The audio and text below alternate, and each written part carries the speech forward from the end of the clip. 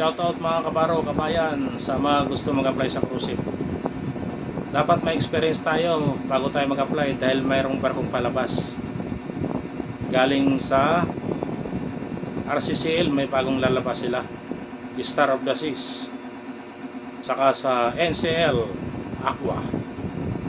Yan yung mga lalabas na barko, at saka MAC World.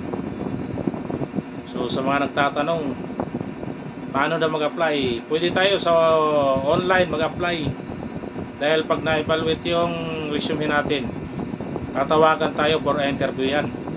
Mga kabaro, gusto kayo mag-book in sa MAC, dyan po sa may Parcal Building, Isiana City, Paranaque. Dyan yung opisina nila sa mga nagtatanong. At saka sa NCL naman, hawak ng Safe Sharp, nandyan po sa may Intramuros, Manila po, harap ng simbahan.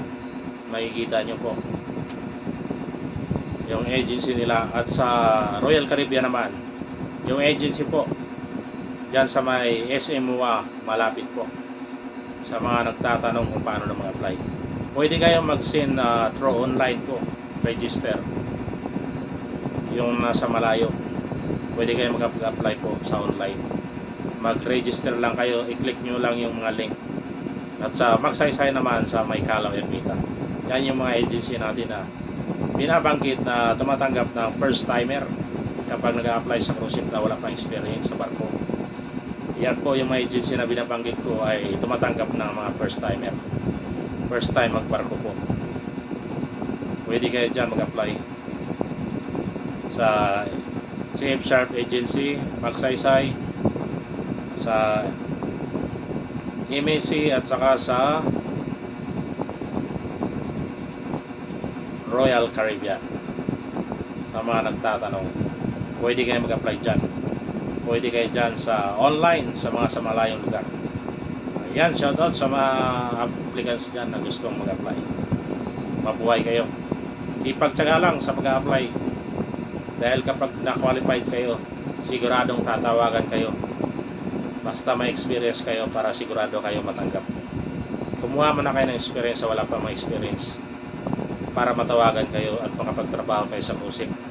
Yun lang yung may payo ko sa wala pang experience. Dapat kumuha muna tayong 1 to 2 years experience. Sa mga nangarap na magustong maging marino sa cruise ship, dapat may experience tayong trabaho para makapag-apply tayong mabilis. Diyan po dapat, at qualified po tayo dapat. Sa mga nagtatanong, dapat qualified tayo sa mga apply nating trabaho at may experience tayo para mabilis tayong matanggap. Ayan, shoutout sa lahat ng mga aspirant na gusto maging marino. Mabuhay kayo. Tuloy nyo lang yung pangarap nyo. Balang araw, makapagtrabaho na kayo sa barko. Tandaan nyo yan.